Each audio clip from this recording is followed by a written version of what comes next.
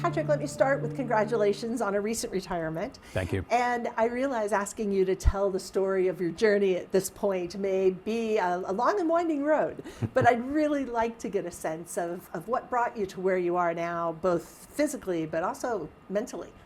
Sure. Well, thanks, Carolyn. It's great to be here. It's been a long, winding road. I turned 60 back in September, and been doing this for a long time.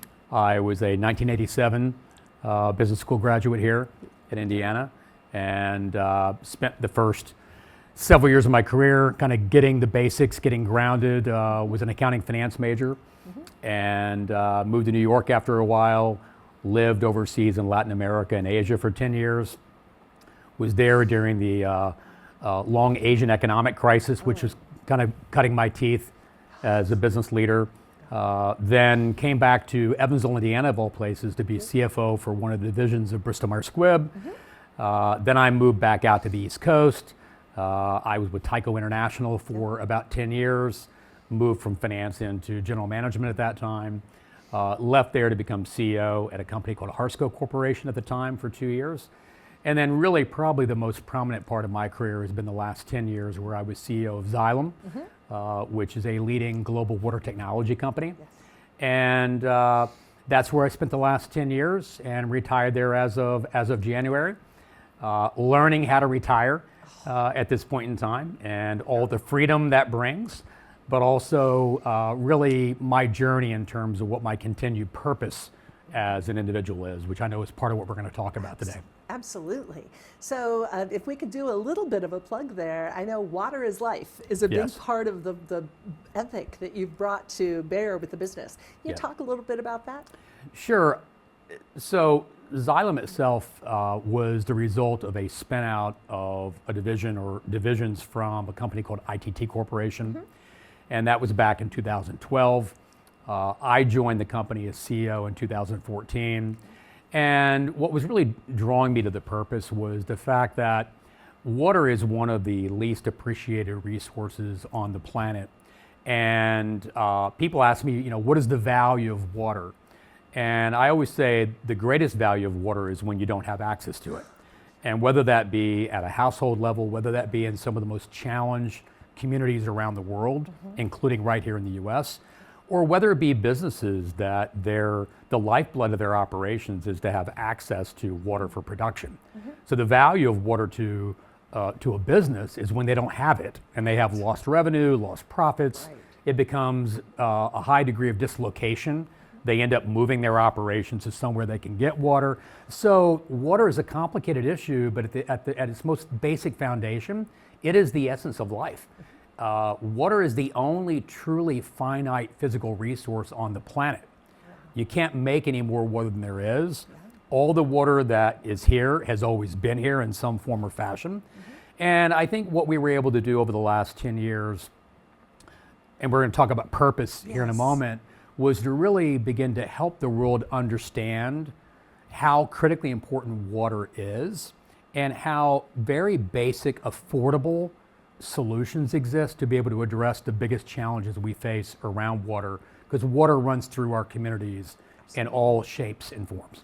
And what it has in it or doesn't has such an impact on the community that makes just a large difference in quality of life. And with all of the climate-related natural disasters, 2/3 of those disasters the last decade have been water-related. So most people think about water when they don't have access to it, but think about all the flooding disasters that are happening around the world right now, and the mitigation tools exist to be able to address that. But a lot of this, a big part of my push, and I've spent a fair amount of time here on campus with students early on, is helping youth understand how daunting the challenges are, but there are real, affordable, accessible solutions that exist. And so creating a movement amongst the younger generation to say, we're not going to take the excuses anymore that, well, the challenges are too daunting. How are we going to pay for it? Where's the money going to come from? The technologies already exist.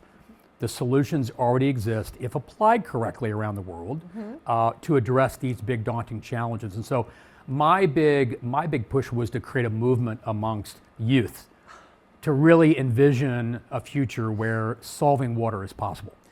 I say on a regular basis that I am ready for Generation Z to take over the world. And it sounds like you're on the page there with making sure their passions brought towards something so important. And I think, practical solutions, we'll talk in a moment about the purpose and role of businesses and companies and corporate leaders. And I've long felt that it's not just about the economic value creation, it's about creating social value. Yes. There doesn't need to be conflict between the two.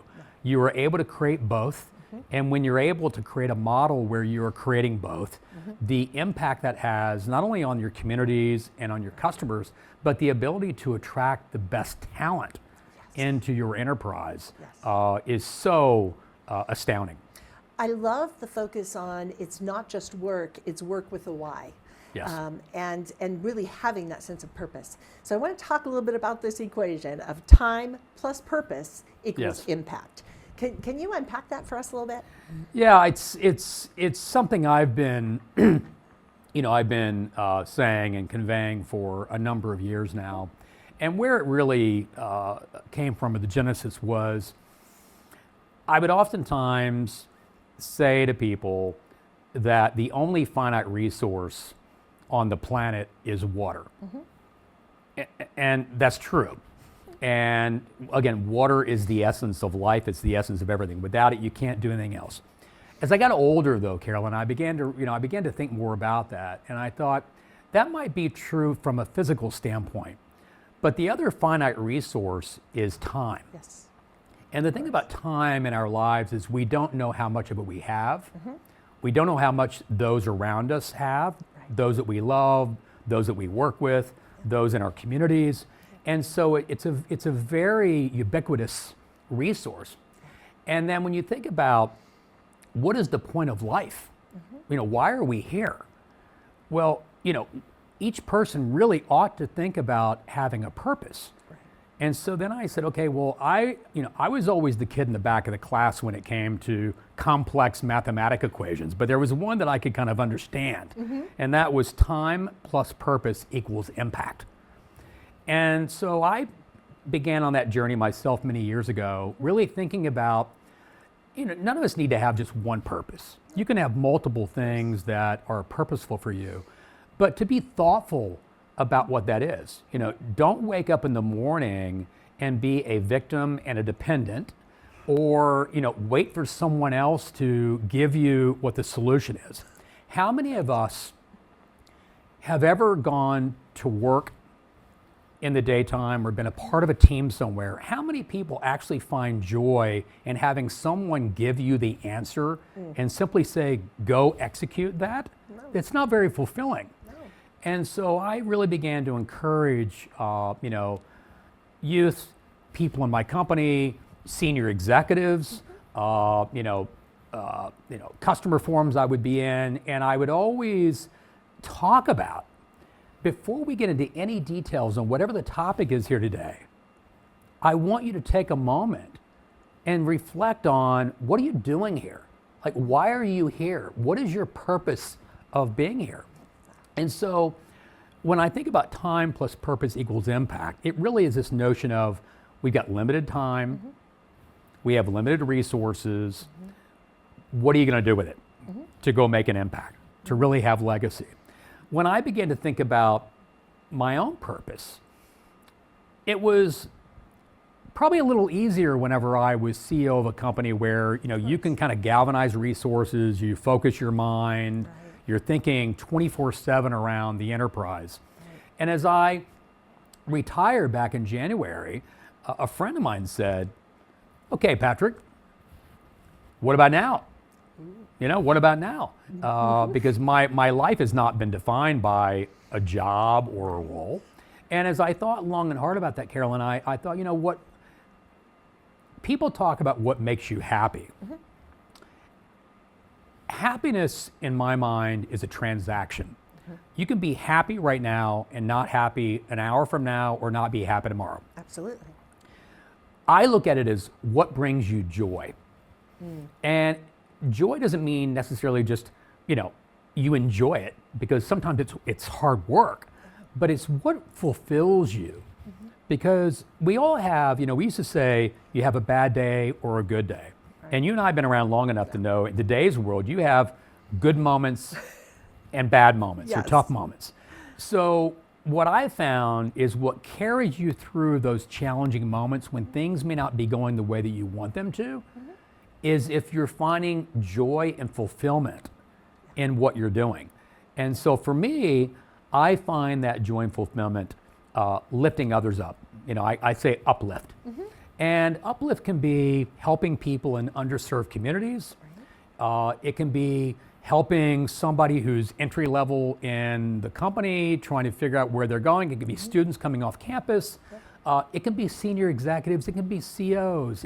There's so many ways that if we're prepared to give and to pay back or pay forward, I've had so many people that have given me breaks along the way that I might not even know it was a break at the time, but when I look back on it now, I think, but by the grace of God, if they had not done that, by a little tweak, my life could have gone this direction.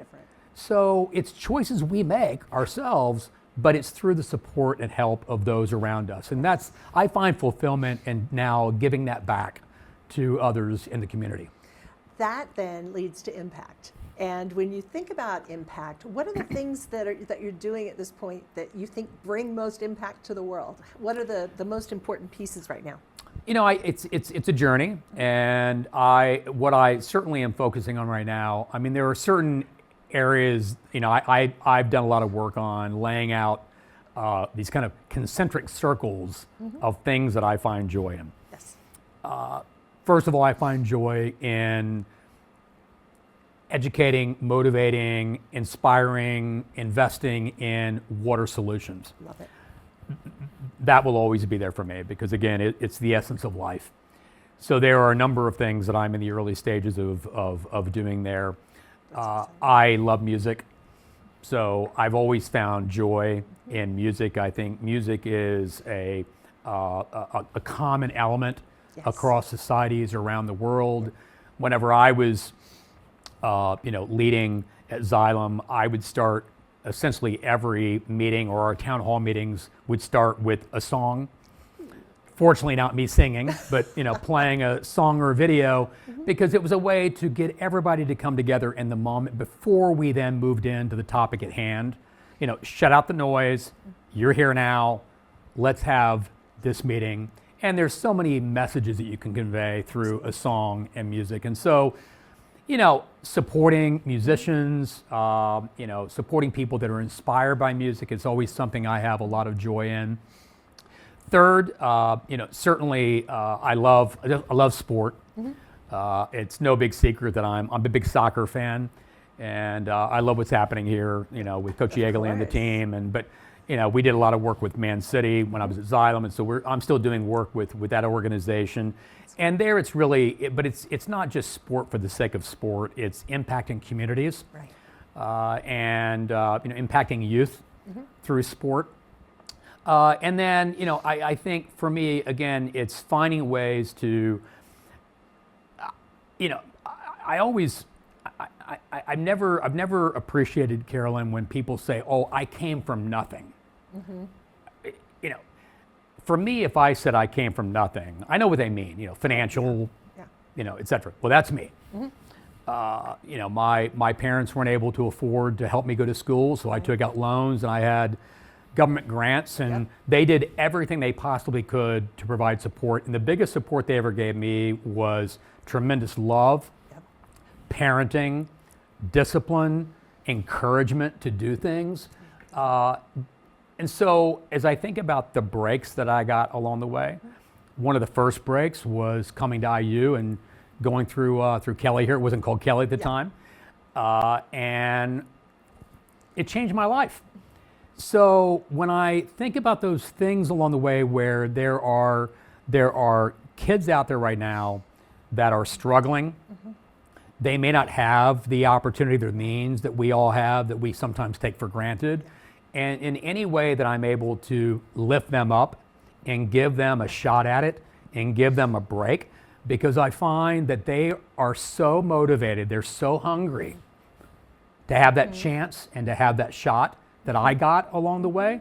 And then it's up to them to go from there. But everybody can use a helping hand.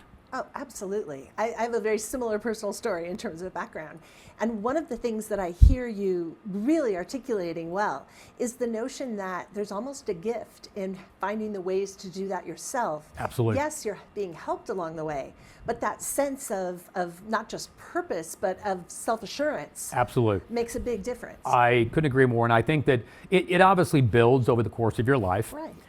We're all going to make a lot of mistakes. Yep. I used to say that I make 10 mistakes a day that I know of, and it doesn't include the ones that I didn't know that I made. Maybe it was I didn't say something I should have, or I said something I shouldn't have, or did something whatever it is. And so there are all those kind of micro inequities that we have going on. But there are also, we make mistakes over the course of our lives and careers, and owning up to them and understanding that nobody's perfect, but you have to own your decisions. There are consequences to your decisions, and you have to own them. At the same time, what I find is so many folks, whether they are students early on campus, and they're trying to find their way.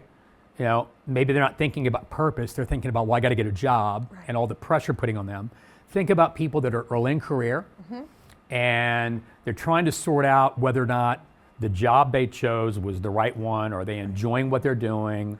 Do they enjoy the workplace? Does the company have a purpose? Do they feel they buy into that purpose? It's senior executives in companies that they went their entire career, and all of a sudden they're kind of there, but they're not finding fulfillment in what they're doing. And that's almost the worst, because they have such an impact on the climate and culture around them. And if they're not fulfilled, oh my God. So that's why for me, I've always been on this notion of you have to love what you do. And if you don't love what you do, go do something else. There's no rule book that says you have to have this job or that job to be happy. Right. And I had times where I had to exit off the expressway and take a turn and go a different direction myself. We all are going to have that at some point in time. And I just think about the pressure that people place on themselves, and then they find themselves unfulfilled in something that should be so joyous along the way, especially given the talent that we each have. That's exactly right. And the interesting thing to me is what you're describing is a learning orientation.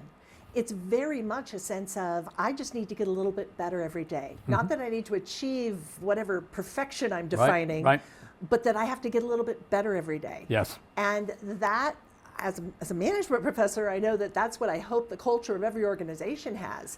And a desire to learn. Exactly. I think that it's so easy for people to first go through the phase of the pressure to get a job. Of course.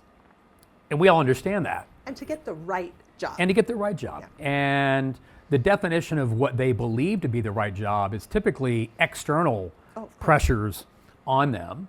And that's fine, because there are certain foundational skills that one should get, Of course. irrespective of where you end up in your life or career.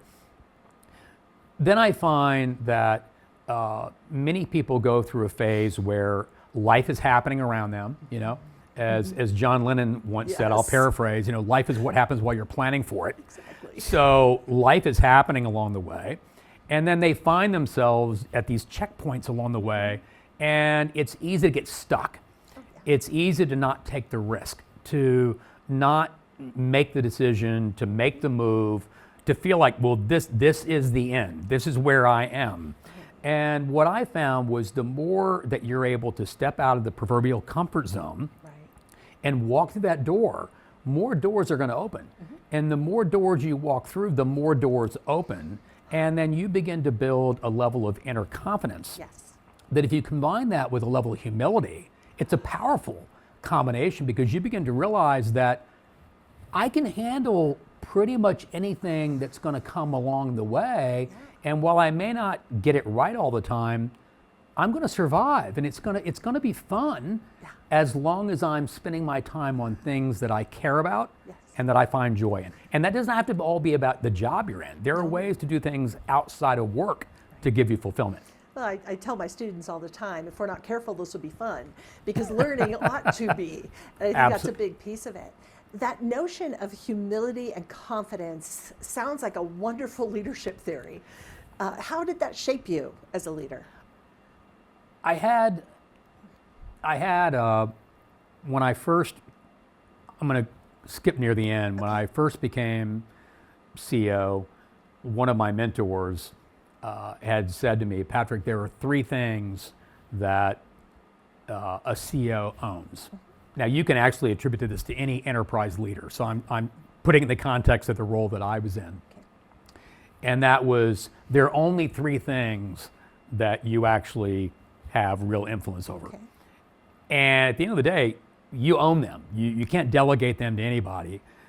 First is, what is the vision and direction, the strategy of the enterprise? Okay. Now, again, you don't sit in your corner office and just dream it up on your own. You have to engage your board of directors. You have to engage your management team. You've got to get input from customers, from your employees. I mean, there's a lot of stakeholders that you have to get involved in that, but you own it. Right. And if you get it wrong, you've got to stand up and say, we're doing a course correction. Mm-hmm. The second is allocation of capital. Yeah. And it's not just financial capital, budgets, CapEx, M&A, those are the big ones. But it's human capital. Absolutely. What are the priorities that you are allowing to be set for the organization as to where people are going to spend their valuable time? Again, come back to time. Of course. Because people, most companies go bankrupt because they lose their way on strategy, execution, priorities, where their people are spending their time. Right. So capital allocation is the second. But the third, smart people around the world can get number 1 and number 2 right. Mm-hmm.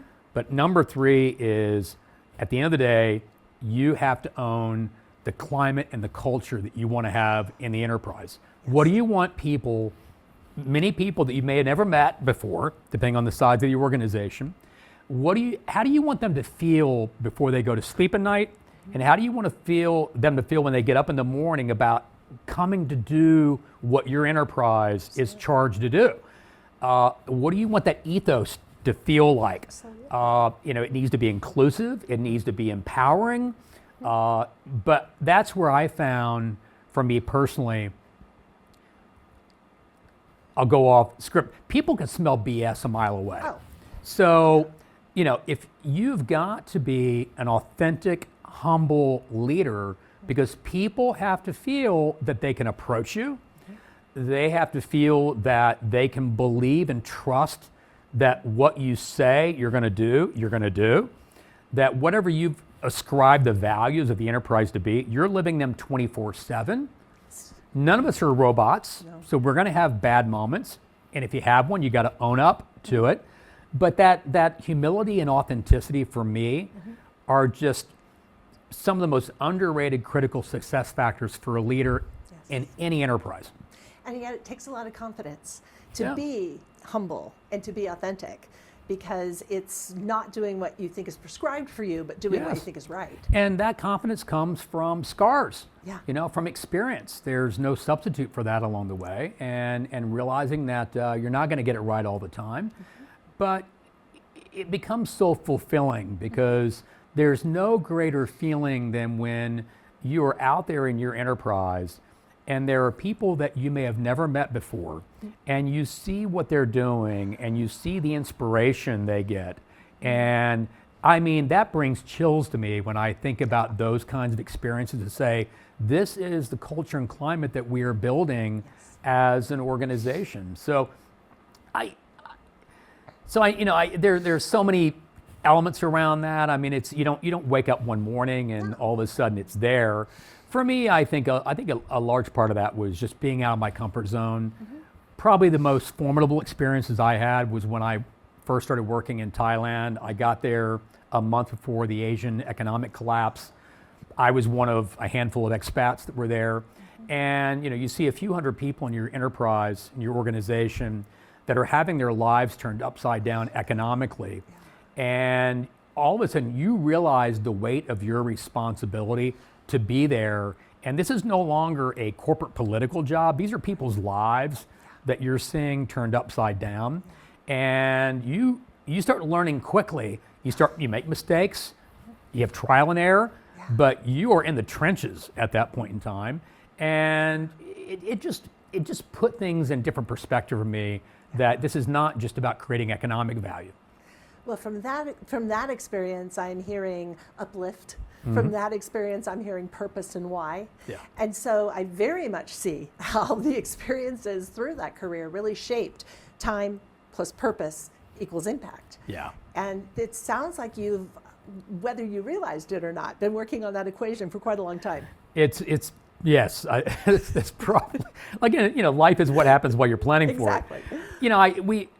I wanted to speak a little bit about this notion of social value, and one of my least favorite buzzwords, although whenever I was leading Xylem, it was used a lot to kind of portray what we were doing along with other companies, and that was sustainability. And I've been talking about sustainability in a different context for a while now. Okay. And I refer to it as sustainability with a big S, a capital S. Sustainability, like any word, it kind of comes and goes through phases, and buzzword, it means a lot of things to different people. You get 10 people in a room, you probably get 7 different definitions of what it is. People immediately go to the key performance indicators, right. What disclosures are made, externally, how much is marketing and branding for a company. Right. Carolyn, I go back to my own definition of sustainability, and that is truly what is going to make an enterprise sustainable, meaning it's going to be around for a long time. And I go back to the genesis. If you think about anyone, an inventor, an entrepreneur, anyone who's ever started a business, they start a business, if they're successful, they've identified a problem, a clear problem that needs a clear solution. At a minimum, it's for their community they're operating in. That community could be global. Absolutely. And they've got big ambitions about how big that problem or opportunity is.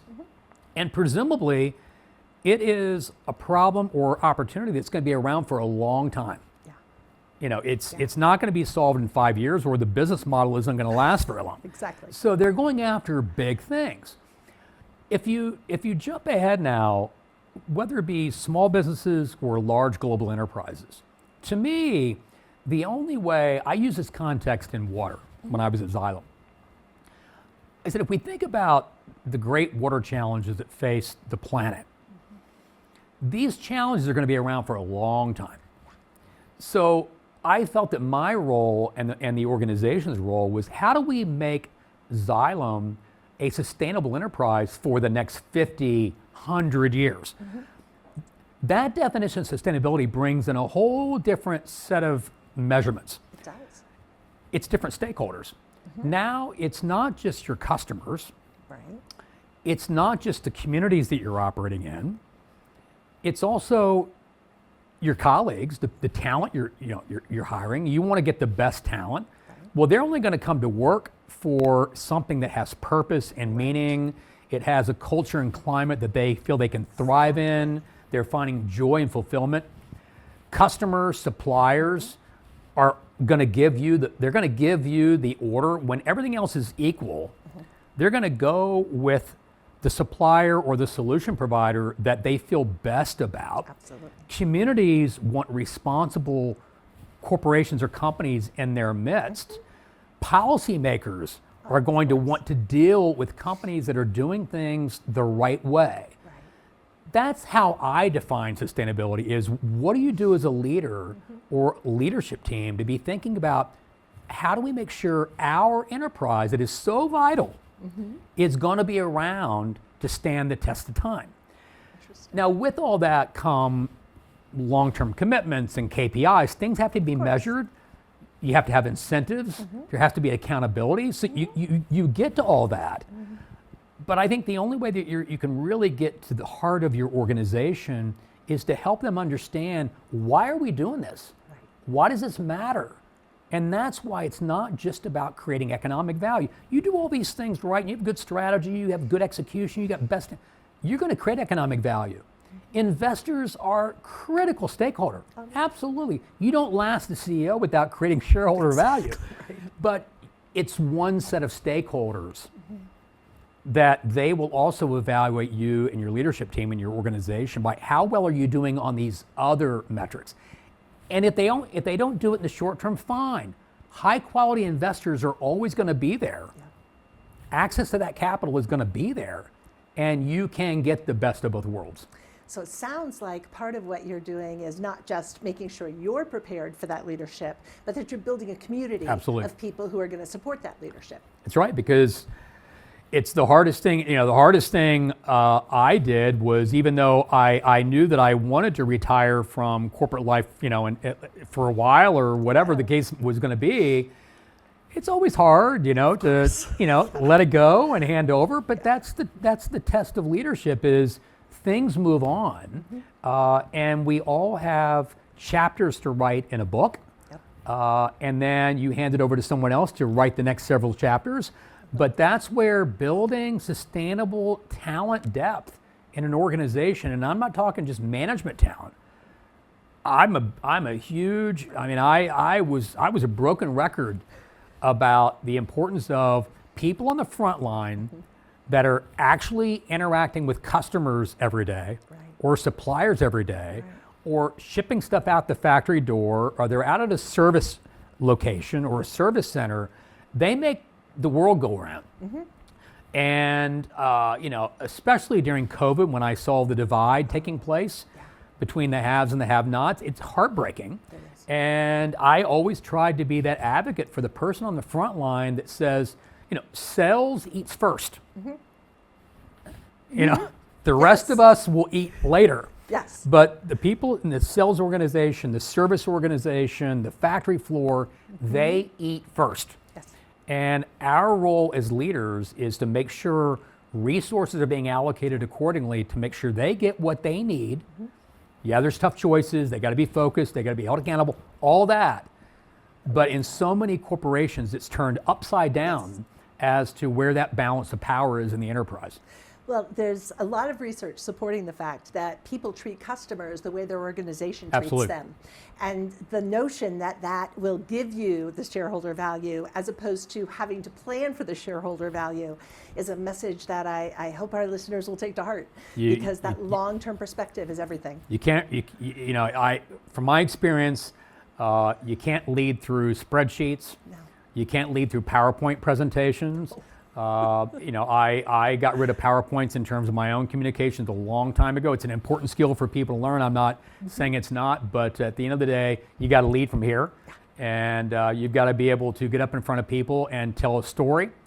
I think that we, not here at Kelley per se, but I think that we, as a society, we underestimate the importance of teaching people how to communicate effectively, how to tell their story. To get their points across in a very coherent, confident kind of way, because people only invest in things they understand. Yes. And if they can't understand what you're asking them to invest in, whether it be a business or whether it be in your career, people have a hard time making that decision. Absolutely. So what I love that we've brought together is this notion of we have to have a purpose and know the why. We have to be able to articulate the why. We have to make sure that we surround ourselves with people who understand and share that purpose. And we have to make sure we're allocating the time to it. Yeah, and be prepared to make tough decisions along the way, make unpopular decisions. I always said it's far more important to be respected than liked. Oh, yeah. And one of the hardest things that we have to do as leaders is make tough decisions when there are leaders that are not sharing those values. That's right. They are maybe saying one thing and doing another. It's not always obvious to us, as senior leaders when that's happening, but when it is, one of my mentors early in career said, Patrick, you have to be decisive like Attila the Hun, but implement like Mother Teresa. And what he meant by that was be decisive. You got to make the call when someone is not, they're not the right fit, but don't be a jerk about it. You have to be thoughtful. There are ways to do it. There are ways not to do it. Yep. And he said, but by the grace of God, everybody's watching how you're handling that, and they're thinking, I don't want to be in that situation. They're gonna measure you by how do you handle the hard stuff. I am taking that to heart, and we put it on my desk as we move forward. So thank you very, very much. I feel like we've talked about what we were going to talk about. Is there anything that you'd like to add you think we've missed? I would only say that, and this is not limited to Kelley, but it's certainly the audience right now. Yeah. I go back to the time plus purpose equals impact. And I remember, when I first had found that I was coming to IU, and when I was getting close to graduation, my father, again, we didn't have the financial means. And the one thing he said to me, I'd lost my mom that last year in school, and he said, son, go make a difference. And you took that to heart? Yeah. Thank you. Thank you on behalf of being an alum, and thank you for your time today. Thank you very much, Carolyn. We could keep going,